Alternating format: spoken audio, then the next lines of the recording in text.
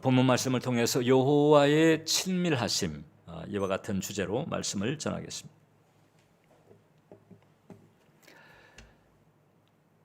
피터 롯이라고 하는 그 미국 목사님이 계신데, 이분이 이제 자신이 겪은 일을 글에 올렸어요. 내용이 뭔가 하니, 이제 어느 날 어떤 가족의 그 결혼 피로연에 참석을 했는데, 그 결혼 피로연을 이렇게 안내하고 서빙하는, 아마 이제 뭐 가족 내지는 이제 친지였겠죠. 그 청년이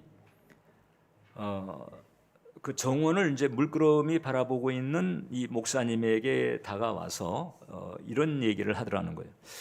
목사님, 저 덤불 속에 귀뚜라미가 18가지나 있네요. 그러더라는 거예요. 이분은 귀뚜라미는 소리도 못 들었거든요.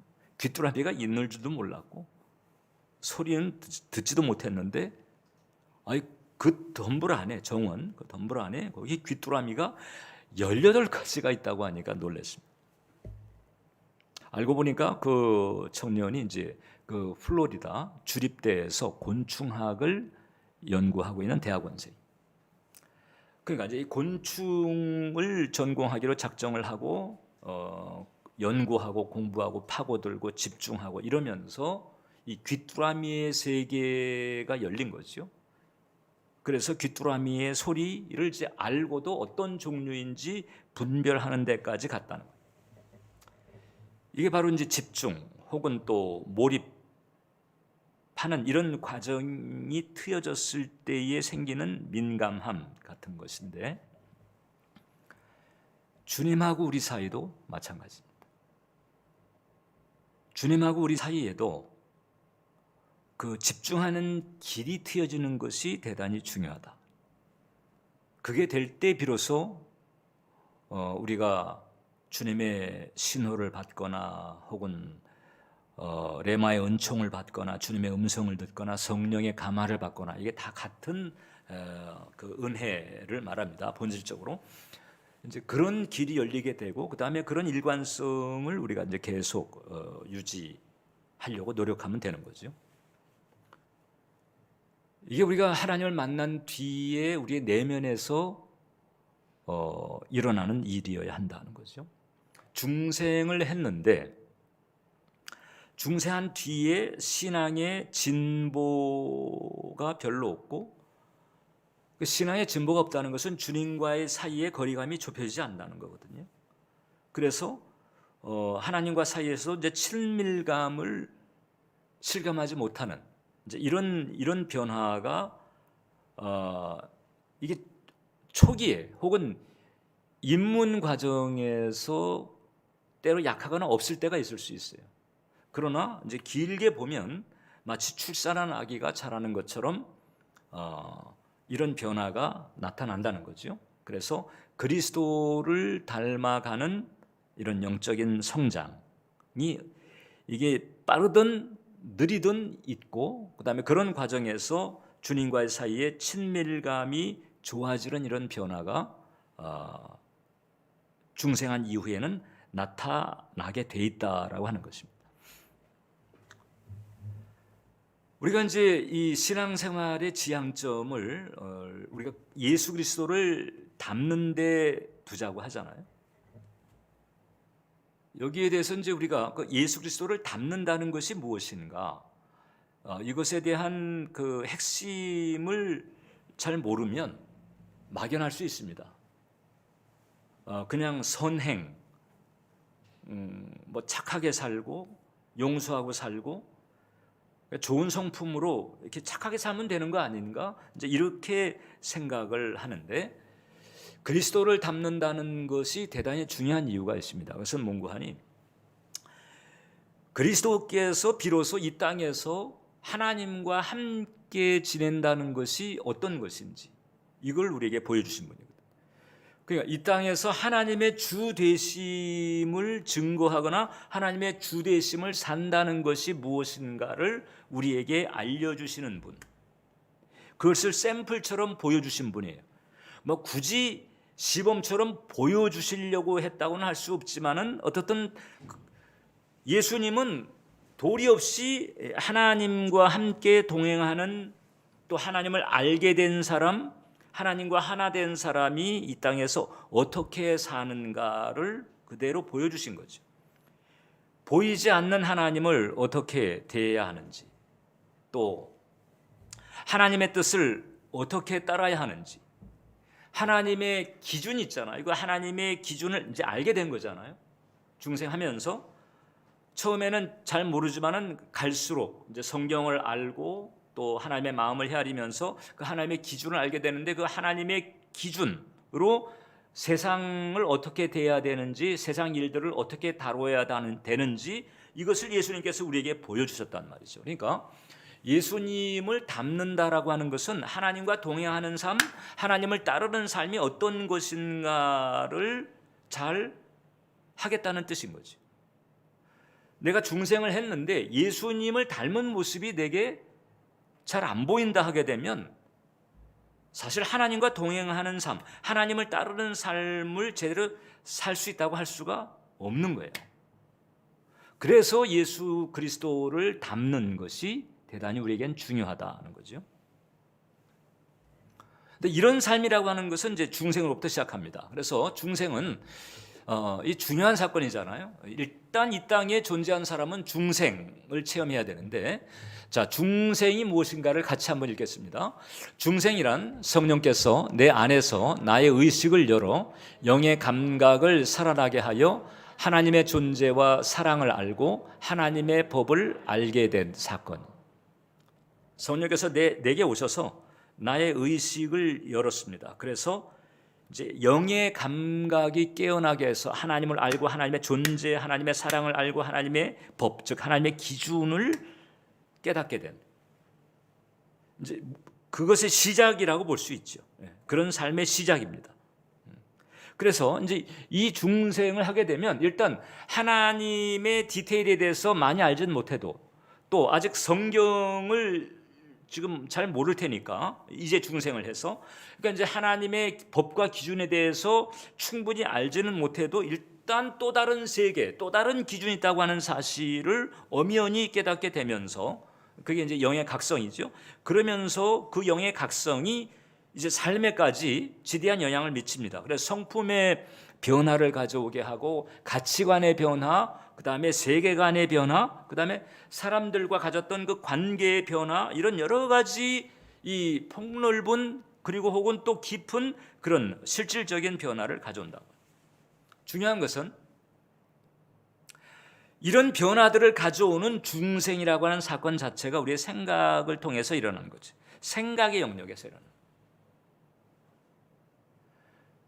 뭐 초자연적인 일들, 뭐 신비로운 일들이 벌어질 수도 있고 그렇지 않을 수도 있지만은 어떻든 간에 이 중생이라고 하는 이 결정적이고도 정말 복된 이 사건은 내 생각을 통해서 일어납니다. 내 안에 들어오신 성령께서 나의 생각을 열어서 하나님과 하나님의 세계를 알 수 있게 만드는 거잖아요.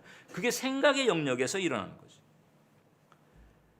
그러면서 이 생각의 영역에서 이제 일어난 이 사건이 내 삶을 이제 이전과 다르게 만듭니다. 이전과 다르게 알게 된 그 하나님을 더 알고 싶어하는 갈망을 가지게 되고, 알게 된 그 하나님을 이제 예배하고자 하는 이런 갈망을 또 가지게 되죠. 그래서 예배나 기도의 자리를 찾게 되는 거예요. 하나님의 주권을 알았습니다. 하나님의 주권도 알고 하나님의 은혜도 알았거든요. 하나님의 주권만 알면 하나님의 무서운 분으로만 생각할 수도 있어요. 근데 하나님의 은혜를 알게 되니까 그 주권을 가지신 그분이 사랑의 하나님이라고 하는 사실을 깨달아 알게 되고, 그러다 보니까 이제 내 삶을 주님께 의탁하면서, 특별히 그 이전에는 물질을 하게 되면 정말 사람들은 목숨을 막 걸면서까지 그 물질을 얻으려고 그렇게 애를 썼던 그 물질조차도 이제는 11조나 헌물을 통해서 주님 앞에 기쁨으로 이렇게 드릴 수가 있게 되는 이런 변화가 오게 되는 거예요. 주님의 사랑을 접하게 되면서 이제 다른 이웃들을 대하는 태도가 달라지게 되고, 자꾸 하나님과 가까워지고픈 그런 갈망을 가지게 됩니다. 이제 이런 변화들이 자연스럽게 나타나게 돼 있다. 그리고 성령께서 이런 흐름을 또 우리에게 이제 조성시켜 주는 거죠.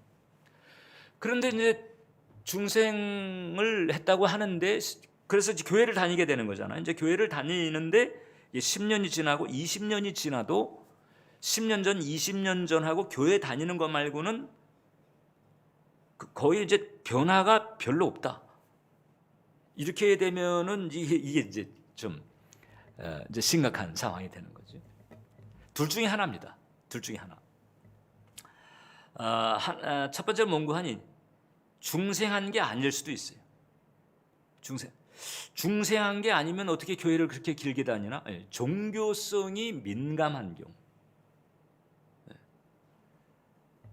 왜 사람마다 뭐 예술적인 감각이 두드러진 사람이 있고 문학적인 감각에 두드러진, 혹은 계산이나 상술이 빠른 사람이 있고 이제 그렇잖아요. 그런 것처럼 종교성이 이제 민감해서 뭔가 어떻든 뭐 초월적인 영역에 대한 관심은 있고 그 끈을 놓지 않고자 하는 그런 종교성이죠. 그런 종교성이 민감해서 계속 이제 교회를 다니거나 아니면 이제 혼적인 감화를 받은 경우가 있을 수도 있습니다. 혼적인 감화. 이게 이제 영의 각성, 영의 깨어남에서 와야 되는데 이 진정한 신앙은 그게 아니고 이제 혼적인 감화입니다. 그러니까 예를 들어서 이제 영화, 우리가 이제 영화나 소설을 볼 때 그때 뭔가 뭐 감동을 받고 막 눈물을 흘리고 혹은 뭐 분개하는 경우도 있을 수 있겠고 막 이럴 수 있잖아요. 영화를 보고 혹은 소설을 보고 심지어는 뭐 TV에 나오는 그 뉴스를 보면서 뉴스를 통해 가지고 어떤 뉴스 내용을 가지고는 그 다음에 그냥 감동을 받아가지고 그냥 눈물을 흘리고 아이고 이제 나도 저렇게 살아야지 이런 마음을 먹는 경우도 있잖아요. 그 혼적인 감화예요. 그게 혼적인 감화인데 그게 이제 교회에서도 그런 그 혼적인 감화 수준인 거죠. 그리고 이제 교회가 많아. 교인들도 많고. 그러니까 교회가 많으니까 뭔가는 분명히 있는 것 같아. 그래서 그 끈을 놓지 않고 계속 다니는 그런 상황이 있을 수도 있다는 거죠. 이런 이제 상황이라면은 그리스도를 닮아가는 치열하게 그리스도를 닮고자 하는 마음까지는 못 가집니다. 그래서 하나님의 자녀는 아니에요. 종교의 호의를 가지고 있는 세상의 자녀다 이렇게 말할 수 있습니다. 이런 경우가 있을 수 있다. 또 하나는 중생은 했습니다. 중생은 했는데 이전의 사고방식과 습관, 중생하기 이전에 죄와 혹은 세상과 짝해서 살았던 그 습관, 사고방식, 그걸 바울은 육신이라고 그랬죠. 육신의 생각, 육체의 소욕, 그것이 계속 성장을 가로막고 있는 거예요. 성경은 우리가 이제 중생할 때 그것을 양자되는 거라고 비유합니다. 요한복음 1장을 보면 영접하는 자, 곧 그 이름을 믿는 자들에게는 하나님의 자녀가 되는 권세를 주셨다. 그러니까 예수님을 그리스도, 즉 구원자로 영접하는 사람은 하나님의 자녀가 되는 권세를, 그 전에는 마귀의 종이었고 마귀의 자녀였습니다. 예수님은 마귀를 거짓의 아비라고 그랬는데 거짓의 아비, 너희가 그때는 거기에 속했다. 거짓의 아비인 거예요. 그러니까 거짓의 자녀였던 거죠, 우리가. 그런데 이제 예수님의 십자가를 통해 가지고 이제 하나님의 자녀가 된 거예요. 양자, 하나님의 양자로 입양을 된 것과 같다. 로마서 8장을 보면 너희는 다시 무서워하는 종의 영을 받지 아니하였고 양자의 영, 성령님을 말합니다. 그러니까 우리를 중생케 하신 그 성령님이 양자의 영이에요. 그래서 이제 우리를 중생케 하시면서 하나님을 아바, 아버지라 부를 수 있도록 우리를 하나님의 양자로 이렇게 입적을 시켰다는 거거든요. 근데 이 양자가 되긴 했는데 양자 되기 이전에 그냥 혼자 살던 때의 그때 그 방식, 그때 습관, 그때 신념, 그때의 사고방식 이것을 버리지 못해가지고 그래서 양자가 되긴 했지만 양부모를 닮을 생각을 안 해. 계속 양자 되기 이전에 그냥 자기 마음대로 살던 그 패턴 이것을 계속 버리지 않고 전혀 뭐 가족인데도 닮지 않은 채 이렇게 이제 가는 이런 상태. 이 성경은 이것을 육신대로 산다고 말하는 겁니다. 이런 경우는 이제 신앙 성장이 없습니다. 즉 그리스도를 닮아가는 그런 변화가 없는 거예요. 교회 생활, 종교 생활을 할 수 있지만, 그리고 이 육신이라고 하는 것이 상당히 우리의 약점을 잘 간파하고 있어요. 어디를 툭 치면 그냥 허물어지는지 그걸 알아요. 그래서 생각의 영역 가운데에서 지난 과거지사 혹은 겪었던 일들, 그런 골치 아픈 그런 관계, 이런 것들로 인한 온갖 그 잡념과 상념이 우리의 마음에 덮여 있거든요. 이 덮여 있는 상황에서 이제 그냥 어디를 툭 찌르거나 치면 얘는 그냥 툭툭 금방 또 헤매고 깔아앉고 그냥 이렇게 된다. 이것을 알고서 그렇게 우리를 건드리면서 계속 우리의 삶을 무기력하게 만들고 힘겹게 만드는 이와 같은 일들이 상당히 많이 있다는 거죠. 중생은 했는데도 그럴 수 있다. 왜? 이전의 패턴, 이것을 버리지 않아서 그렇습니다. 또 거기다가 내가 가지고 있었던 취약점도 그렇게 있는데 거기다가 또 사탄이 우리를 또 괴롭히는 거예요. 마치 고아가 있는데 고아를 놓고 건달이 계속 괴롭히는 것과 똑같은 그런 상황. 이제는 이제 양부모가 와가지고 이제 먹여주고 입혀주고 지켜주고 간수해 주겠다고 하는데도 여전히 이 아이는 계속해서 그냥 자기 마음대로 살면서 양부모하고 교통도 안 하고 심지어는 가출도 밥 먹듯 하고, 근데 나갔는데 또 건달한테, 예전에 자기를 괴롭히던 건달한테 여전히 괴로움을 당하고, 중생을 했는데도 비유하자면 이런 식이 있을 수 있다는 거거든요. 적지가 않아요, 이런 케이스가. 하나님은 당신의 자녀가 이렇게 살기를 원치 않습니다. 하나님은 당신의 자녀, 하나님의 자녀답게, 전능하신 창조주 사랑의 아버지답게 당신의 자녀들이 평안하게 되기를 원하고 형통하게 되기를 원하고 승리하기를 원하시는 줄 믿으시길 바랍니다. 형통이라고 하는 것은요, 형통이란 아무런 무풍지대를 말하는 게 아니지요. 풍랑이 있고 문제가 있어도 그 풍랑을 디뎌내고 문제를 돌파해내는 이런 은총, 이걸 형통이라고 하거든요. 이런 은혜 가운데에서 하나님께서는 당신의 자녀들이 승리하며 살기를 원하시는, 새로운 차원, 새로운 수준의 삶을 살기를 원하시는 거예요. 언제부터 그러냐? 중생한 그때서부터 그렇게 살기를 원하시거든요. 중생한 그때로부터. 그리고 이제 중생한 그때로부터 하나님의 이 말씀을 통해서, 그리고 이 말씀에 바탕한 성령의 감화를 주시면서 하나님은 이끌어 가시는, 마치 양부모가 입양된 아이를 향해 가지고 얘야 이렇게 하면 된다, 이렇게 하면은 아주 좋은 일이 있을 거야, 그러지 말고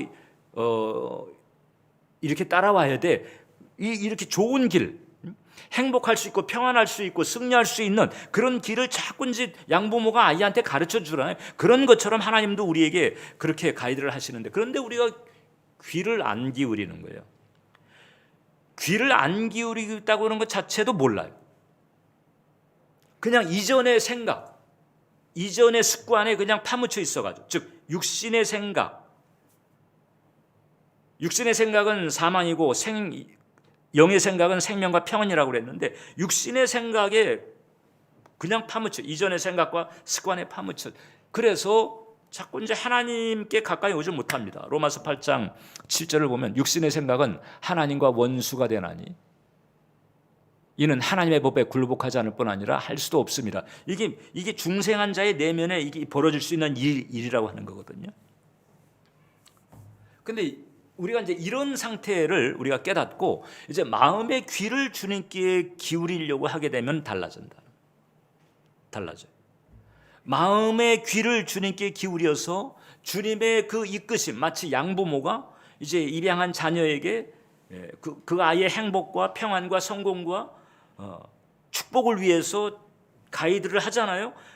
그 아이가 그 가이드를 따라가게 되면 이제 고아 시절, 건달에게 시달리는 시절은 빠이빠이 되는 거거든요. 그런 것처럼 우리가 마음의 귀를 하나님께 기울이면 우리 삶이 달라지는 거죠. 마치 바둑 초급자리가 최고단자의 훈수를 두는 것과 같아.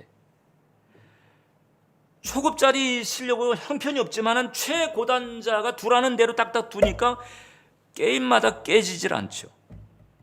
사실 여호수아 세대가 그런 축복을 체험한 것과 같은데 그런 은혜가 우리의 삶에 주어지게 된다. 그래서 마음의 귀를 기울이는 것이 대단히 중요하다. 근데 마음의 귀를 기울일 때에 필요한 조건이 있어요. 두 가지. 일단 하나는 뭔가 생각에서 길이 트여져야 된다.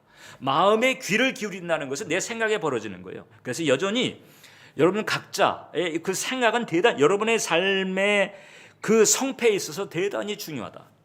그 생각에서 하나님과의 사이에 이 소통의 길이 트여져야 돼요.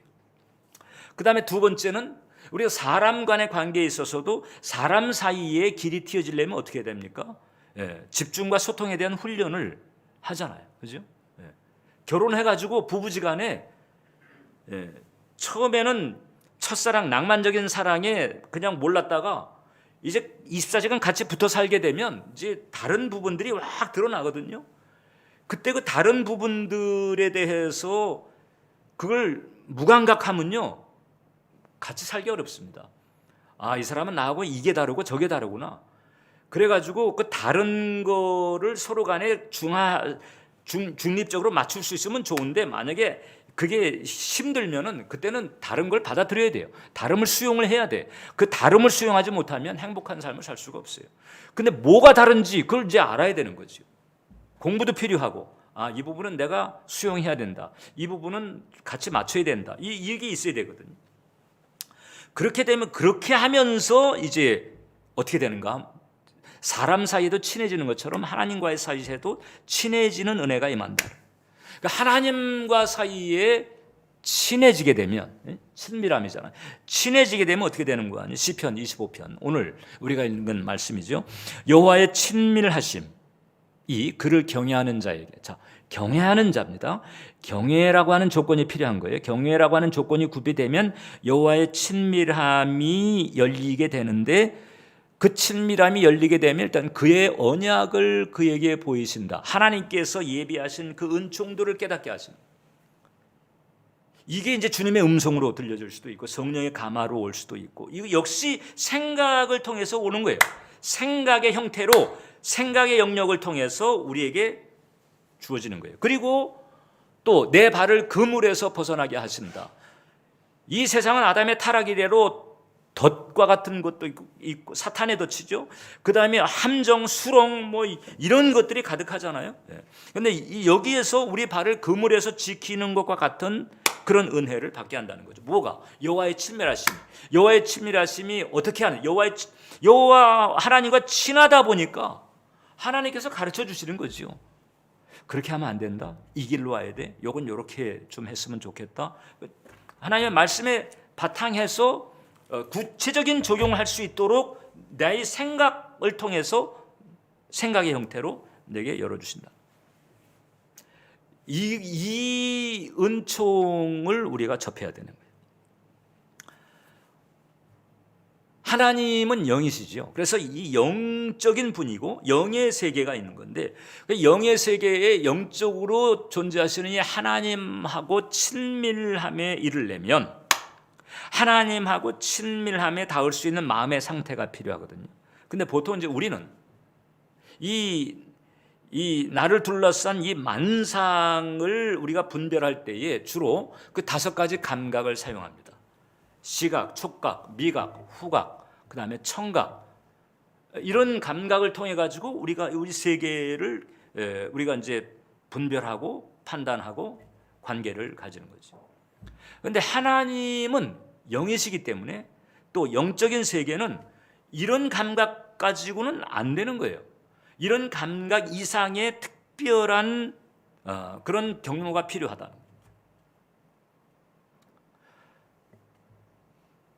영의 감각입니다. 영의 감각이 열려야 돼요. 영의 감각이 깨어나야 돼요. 그 영의 감각이 열려지게 되면 그것을 통해서 하나님과 만남 혹은 또 만난 하나님과 친해지는 이런 은총을 누리게 되거든요. 그걸 우리가 이제 하나님의 임재를 산다 이렇게 말할 수 있어요. 그러니까 임재 상태에 들어가는 것이 우리에겐 대단히 중요합니다. 그러면 우리가 영의 세계에 접속하면서 아까 얘기한 것처럼 마치 바둑 초급자리가 최고단자의 훈수를 받는 것과 같은 그런 은총들이 우리에게 열려지는 거예요. 자, 그러면 이 시각, 후각, 촉각 뭐 이런 그 기본적인 감각을 넘어선 그런 영의 감각으로 영의 세계와 우리가 이제 접속을 해야 되는데, 이제 이 뇌 과학자들이 이제 이 부분을 그분들은 그냥 어떤 그 뇌 과학의 측면에서 쉽게 알 수 있도록 그런 부분을 정리를 했어요. 그게 이제 바로 뇌파입니다. 뇌파. 우리 사람에게는 모두 뇌파가 있습니다. 이 뇌 조직에 보면 뉴런이라고 하는 게 있고 시냅스가 있는데, 뉴런의 그 시냅스가 가지예요. 근데 이 뉴런이 한 1000여 개 정도 된다고 하고, 그 다음에 뉴런에서 파급돼 나오는 가지들이 한 1조 개 정도 된다고 보는 건데, 그 가지 시냅스와 시냅스가 이렇게 딱 맞닥뜨리면서 여기에 팍 하고 전기 신호가 일어난다는 거죠. 여기에서 정보가 이제 오고 가고 한다는 거거든요. 그래서 모든 사람의 뇌에는 뇌파가 있다는 거예요. 그 전기 신호 때문에 뇌파가 있는데, 그 뇌파를 이제 이분들이 그냥 뇌과학적인 차원에서 이제 분석을 해보니까 뇌파의 종류가 많은 거예요. 종류가 있는데, 우리 일상의 뇌파라고 하는 게 있어요. 일상의 뇌파. 이게 이제 보면 맨 위에 있는 14헤르츠 이상입니다. 14헤르츠에서부터 21헤르츠가 보통 우리가 일상적으로 먹고 자고 시집가고 장가가고 일하고 뭐 공부하고 염려하고 근심하고 걱정하고 스트레스 받고 긴장하고 심란하고 산만하고 이게 지금 보통 14에서 21헤르츠 상태. 그 다음에 맨 꼭대기에 22헤르츠 상태는 어떤 상태인가 하니 뚜껑이 열렸을 때, 열불이 났을 때, 이런 때는 그냥 뭐 눈에 보이는 게 없잖아요. 앞뒤 안 가리고 이때 이제 후회하는 일들을 톡톡 저지르는 거거든요. 그런데 이제 우리로 하여금 이 소위 기본적인 감각 상태에서 초월의 영역에 접속하게 만드는 그런 뇌파 상태는 어떤 상태인가 하니, 그냥 뇌파라고 하는 기준에서 본다면 이게 이제 4헤르츠에서 14헤르츠 그 사이입니다. 이걸 이제 그네들은 뭐 이렇게 뭐 알파파 혹은 뭐 세타파 이렇게 얘기를 하거든요. 이게 보통 그 명상이나 묵상을 할 때에 가지는 그런 뇌파 상태입니다. 근데 우리가 이제 이 명상을 하는 것을 주의할 필요가 있는 게, 일단 명상의 상태에 들어가면은 여기서 초월의 영역에 접속할 수 있는 가능성이 열려요. 근데 명상도 아무거나 명상하게 되면은 이 초월의 영역이라고 하는 게 이게 빛의 세계가 있고 어둠의 세계가 있어요. 즉 사탄의 세계가 있고 하나님의 세계가 있거든요. 그러니까는 명상을 하더라도 어떤 지향점을 가지고 명상하는가가 대단히 중요합니다. 아무거나 명상하면 그냥 엉뚱한 데로 빠질 수 있는 거죠. 귀신의 세계, 사탄의 세계로 빠질 수 있는 거예요. 그렇기 때문에 우리가 명상을 하더라도 말씀을 가지고 명상, 그걸 우리가 묵상이라고 그래요. 말씀을 가지고 묵상을 하는 것이 가장 최상이고 가장 안전한 그런 길인 거죠. 근데 말씀을 가지고 묵상을 하면서 여기서 이제 하나님의 세계와 접속되는 이런 뇌파 상태가 4헤르츠에서 14헤르츠, 대체적으로 그 중간 그 상태가 되는데, 이때 이제 성경을 보게 되면은 환상을 체험한다든지, 혹은 무의식 중이라도 꿈을 꾸면서 하나님의 이끄심을 받는다든지, 성경에 등장하는 수많은 하나님 만남의 체험, 하나님의 음성을 듣는 그런 상태가 바로 이런 뇌파파 상태거든요. 그 4헤르츠 이하는 그냥 잠자는 거지. 잠자는 거예요. 그러니까 그냥 우리가 이 뇌과학의 차원에서도 보면 일상의 뇌파, 즉 걱정, 근심, 염려, 긴장, 불안, 스트레스, 뭐 그냥 일상적으로 우리가 가지는 생각들 있잖아요. 이런 생각들로 가득 덮여 있으면 그 생각에서 더 깊이 보통 그것을 이제 외부 의식에서 내부 의식으로 들어간다고 표현하는데 그런 변화가 없으면요, 이 초월의 세계하고 접속 자체가 안 돼요. 그냥 일상에 계속 파묻혀 있을 뿐이에요. 그래가지고 결국은 상식의 수준으로만 살아갈 수밖에 없어. 그러니까 믿지 않는 사람들하고 같은 그런 수준, 믿지 않는 사람들과 같은 방식으로 살아갈 수밖에 없습니다. 그런데 그렇지 않고 이게 축복의 근원, 생명과 평안의 근원이신 하나님과 연결되고 싶다고 한다면 그럼 일상의 뇌파파가 아니고 이제 그 영의 감각과 연결되는 뇌파파의 상태로 들어가야 되는데, 예, 그렇게 되려면은 거기서는 노력이 필요하다. 어떤 노력이 필요하냐? 집중이 필요하고, 그 다음에 하나님의 말씀을 붙들고 묵상하면서 믿음의 주요 온전케 하시는 이인 예수님을 바라보는 거예요. 이렇게 하면서 이제 하나님의 세계에 접하고 하나님과 친밀함의 상태에 들어가는 은혜가 열리게 돼요. 이게 하나님과 이제 굳이 이게 하나님하고 연결시키지 않고요. 그냥 그 생리학적 차원에서, 그냥 뇌과학적 차원에서도 예를 들어서 지금 그 알파파나 뭐 세타파 뭐 이런 뇌파를 가질 때가 그때 비로소 이 몸과 마음이 정화가 되고 거기에 좋은 호르몬이 나오고 이렇게 되면서 뭐 면역력이 증가된다든지 혹은 또 어떤 심리적 안정이 생긴다든지 이런다는 거거든요. 근데 그거는 그래도 인간적인 수준이잖아요. 근데 우리가 이 성경을 묵상하고 그다음에 기도를 통해서 주님께 집중하고 이런 상황, 이런 상태를 가지게 되면 거기에 이제 하나님의 세계와 연결이 되는 거예요. 하나님의 세계와. 그러면서 인간의 수준, 상식의 수준을 넘어선 축복의 근원과 연결이 되는 것이다. 그렇다면 우리가 뭘 해야 되지? 우리 내 생각, 나의 뇌파의 상태가 일상의 상태, 그걸 베타라고 하거든요. 일상의 상태에 있게 되면 그러면 초월하고 접속이 안 되는 거예요. 계속 산만하고 심란하고 걱정 근심으로 가득 차고 그냥 가라앉은 마음 가지고 우울한 마음 가지고 그냥 그렇게 계속 지낼 뿐이거든요. 믿는 사람이라도 그래요.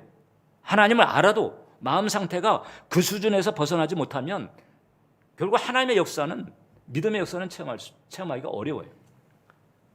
그런데 우리가 성경을 읽고 묵상하고 기도와 예배를 통해서 주님께 집중하고 성경을 통해서 하나님 마음을 헤아리려고 하고 성경을 통해서 하나님과 함께 하나님이 주신 언약을 바라보려고 하고 이렇게 자꾸 하게 되면 그러면 그게 아주 최상의 명상인 거죠. 그게 뭐 어둠으로 사탄으로 귀신 세계로 빠져나가는 그런 게 아니고 가장 최상의 그런 은혜의 상태가 되면서 이제 주님과 하나 되고 주님과 친밀해지는, 그래서 주님과 함께 오늘 성경 시편 기자가 얘기한 것처럼 언약을 함께 같이 바라보고 주님만 바라보는 게 아니고 언약도 같이 바라보고 하나님이 예비하신 축복들을 바라보고 특히 내게 예비하신 축복들까지도 바라보는 그런 은혜가 열리게 된다. 그래서 이 묵상 읽기와 기도와 예배를 통한 집중이 안 되면 여러분 이제 죽은 다음에 천국은 가요. 중생한 분은. 근데 이 땅에서 승리, 평안, 여호수아 세대처럼 그렇게 되기는 쉽지가 않다는 거지. 그러나 묵상에 힘쓰고 기도와 예배를 통해서 자꾸 주님께 집중하고 평상에서 뭐 일터에서라든가 뭐 일상생활을 하면서라도 내 마음은 주님을 의식하고 주님께 집중할 수 있거든요.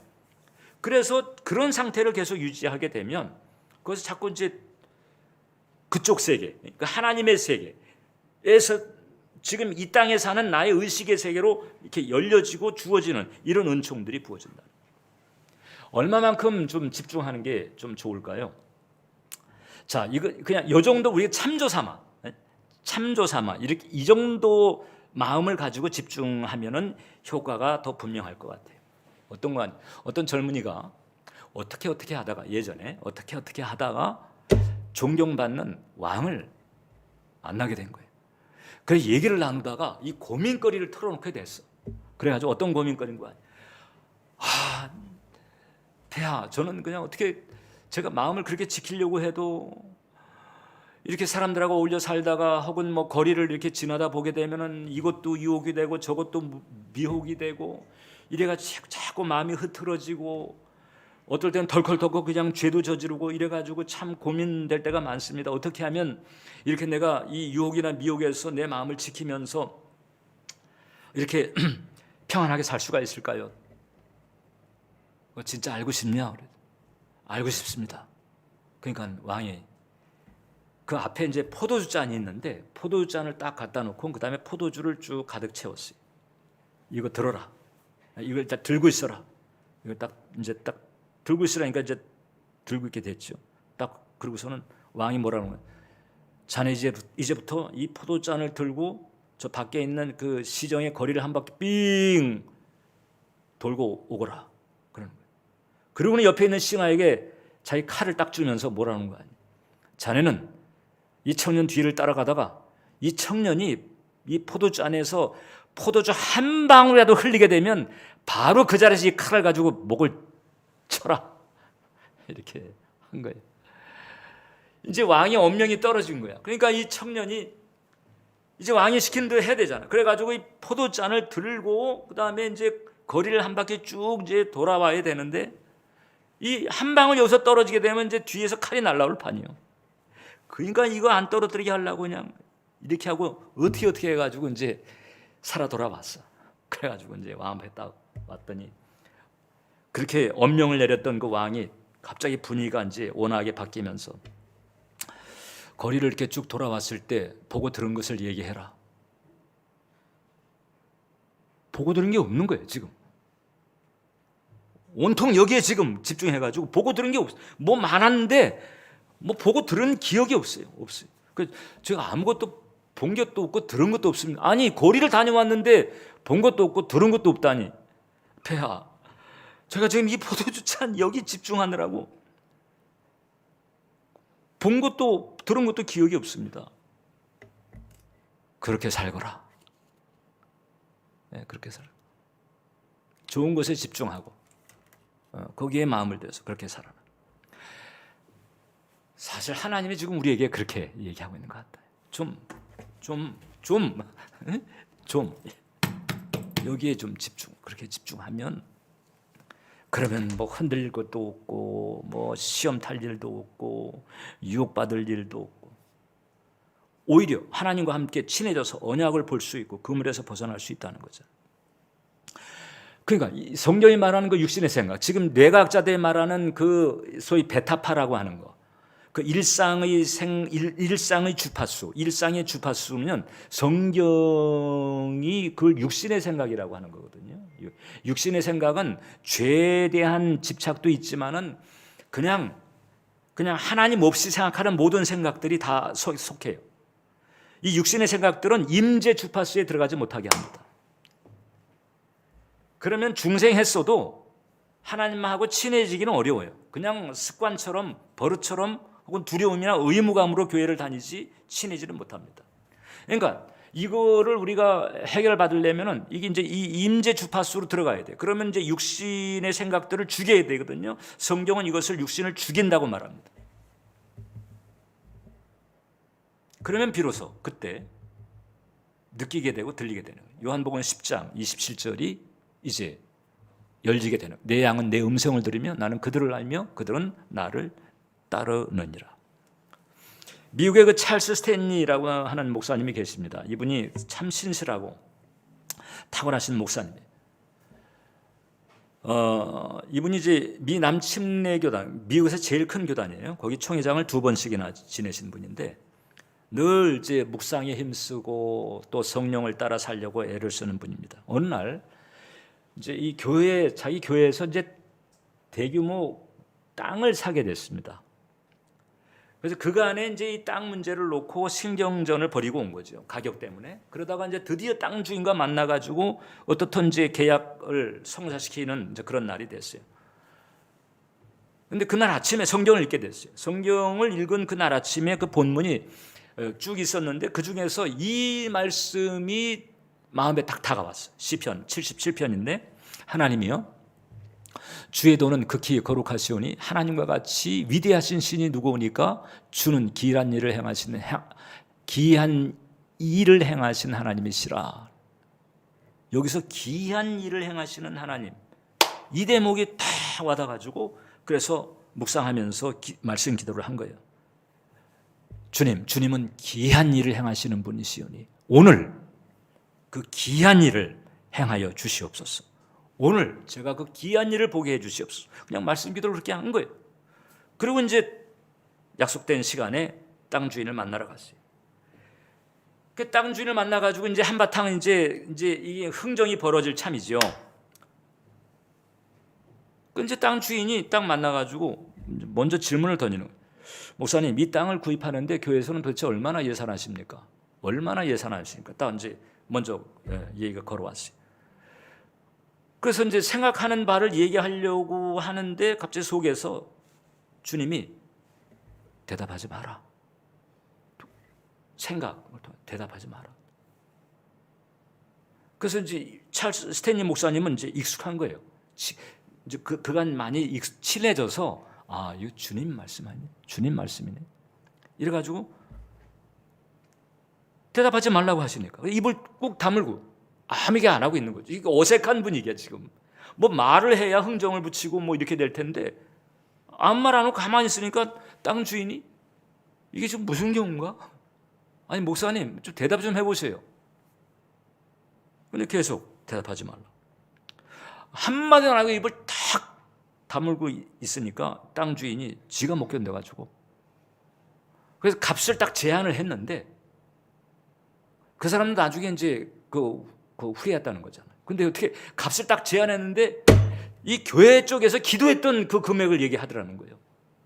그래가지고 그 값을 딱 제안했을 때 어떻게 할까요? 그랬더니 사인해라. 그래서 오케이 해가지고 그래서 그 가격에 그걸 샀다는 거거든요.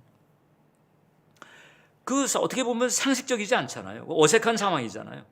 그런데 그 주의 말씀에 순종해가지고 그렇게 갔더니 원하는 그런 계약을 하게 됐다는 거예요. 이건 또 한 케이스는 뭐 사실 전에도 말씀드린 케이스인데 워낙에 우리하고 너무 직접적 연관이 되어 있는 상황에 대해서 다시 말씀드립니다. 언더우드 선교사 같은 경우 1880년대 우리나라에 이제 선교사로 들어온 분이잖아요. 장로교 성사로. 원래는 인도 선교를 가려고 했던 분이에요. 그런데 그때 1880년대에 그때 조미 수호통상조약이 체결이 되고 그 다음에 이 조선 땅에 1300만 되는 사람들이 있는데 복음을 못 듣고 있다. 누군가는 복음을 전해야 된다. 이런 얘기를 듣고 기도하다가 내가 조선에 가볼까? 이런 생각도 가지게 된 거예요. 그래가지고 조선에 가려고 애를 써봤는데 일단 선교 지원할 사람이 나타나지 않았고 그 다음에 미국 선교부에서도 아직은 시기상조다, 위험하다는 거지. 시기상조다 이래가지고 이제 그냥 진행이 안 됐어요. 그래서 기다리다가 딱 마음을 접고 인도 선교사로 가든지 아니면은 목회를 하든지 이러고 있는데 뉴욕에 있는 한 교회에서 청빙하는 담임 목사로 청빙하는 편지가 날라왔어요. 나는 선교사가 아니고 이제 그냥 담임 목회를 하는가 보다. 이렇게 생각하고서 그 다음에 오케이 사인해가지고 청빙 수락 편지를 딱 써가지고 봉투에 집어넣어서 그 다음에 이제 우체통 앞에 갔어요. 우체통 앞에 딱 서가지고 그 다음에 우체통에다가 그걸 딱 집어넣으려고 하는 순간 생각의 영역에서 톡하니 두 가지 질문이 왔어요. 두 가지 질문이 떠올랐어요. 조선에 갈 사람이 하나도 없다니. 조선은 어떻게 되는 거냐? No one for Korea, how about Korea? 그 다음엔 또 한 가지가 근데 너는 왜 못 가지? Why don't you go there? 왜 너는 못 가지? 이 주님께서 내가 거길 가기를 원하시는구나. 그래가지고 우체통 앞에서 다시 뒤로 돌아 해가지고 이제 곧바로 선교부를 찾아갔더니 선교부에서 마침 잘 왔다고. 조선 선교한다고 하라고 누가 $5,000를 그 뉴욕에 있는 그 한 교회의 그 성도였는데 맥 윌리엄스라고 한, 우리는 이분에게도 감사를 해야 돼요. 사실 $5,000를 헌금을 했다는 거예요. 그걸 가지고 이제 그분이 조선 땅에 와서 복음을 전하고, 그 열매가 어떻게 되는 줄 아십니까? 일단 그 교회만 해도 세문안교회, 세문안교회 초기 모습입니다. 오늘날 세문안교회 잘 전했어요. 아주 멋지게. 오늘 세문안교회 언더우드 선교사가 세운 교회거든. 또 언더우드 선교사가 또 이제 이 교육적으로 세운 데가 바로 연희전문학교였는데 그게 오늘날 연세대학교잖아. 그리고 그 과정에서 세브란스라고 하는 사람의 그 선교 헌신으로 그때 병원을 세웠는데, 그 오늘날 그게 세브란스 병원, 언더우드 선교사 때문에 지금 생긴 일들이죠. 그리고 수많은 교회들, 수많은 성도들, 이게 경외함 가운데에서 하나님하고 친밀함에 있다 보니까 하나님께서 당신의 계획을 보여주시고 당신의 뜻을 들려주시고 이러면서 엄청난 축복을 풀어낸 거잖아요. 지금도 하나님께서는 여러분들에게 예비한 것이 딱 있고요. 이것을 같이 보기를 원하시고 있고 같이 나누기를 원하시고 있고 여러분들에게 이것이 이루어지기를 원하시고 있는 거죠. 그러려면 이제 당신하고 가까워야 되는 거죠. 예? 친밀함. 당신하고 좀 가까워야 말을 건네도 알아먹고 알아듣고 이렇게 하는 거잖아요. 그러려면 어떻게 해야 되죠? 예. 일상의 주파수를 좀 접고 그 임재의 주파수를 마련을 해야 되는 거예요. 그러면은 거기에서 보통 일반 사람들은, 하나님 모르는 사람들은 우리가 말하는 그 임재를 가능하게 만드는 주파수에서 그냥 단지 평안한 마음을 가지고 몸의 면역력을 높이고 무슨 우울증을 치료하고 고선에서 끝나려고 합니다. 근데 우리는 그게 아니고 그 주파수에서 이제 하나님의 세계와 접속을 하면서 하나님의 뜻을 받고 하나님의 음성을 듣고 하나님과 함께 동행하는 이 길을 가면서 단지 우울증 치료되고 불면증 치료되는 정도가 아니고요. 어마어마한 그 축복, 하나님의 언약들을 같이 보면서 그것을 끄집어내서 현실화시키고 가시화시키는, 하나님은 이 일이 너무 목마른 거죠. 여러분들 그 자리에 오기를 원하고 있어요.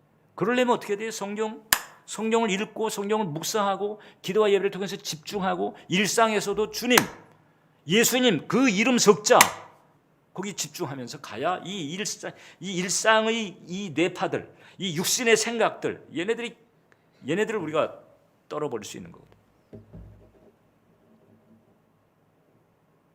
육신의 생각을 죽이고 주님을 주목해서 바라보고 주님께 쓰임받게 되시기를 축원합니다. 기도하겠습니다. 살아계신 하나님, 하나님께서 오늘날 우리의 생각을 통해서 어떻게 역사하시는지 나눴습니다. 이제 우리가 육신의 생각을 죽이고 영의 생각을 하는 차원, 세상 사람들도 일상의 뇌파에서 이 명상이나 묵상의 뇌파로 가야 된다고, 그래야 유익이 있고 몸과 마음의 유익이 있고 생활에 유익이 있다고 말하는데, 우리는 이제 육신의 생각에서 영의 생각으로 이렇게 들어가는 그런 은혜의 길이 열려지게 도와주셔서 주님과 친밀함 가운데서 주님께서 예비하신 축복들, 즉 그 언약들을 같이 바라보면서 그 언약들을 현실화시키는 귀한 통로로서 쓰임받을 수 있도록 우리 예배자 한 영혼 한 영혼 붙드시고 인도해 주옵소서. 예수님 이름으로 기도합니다. 아멘.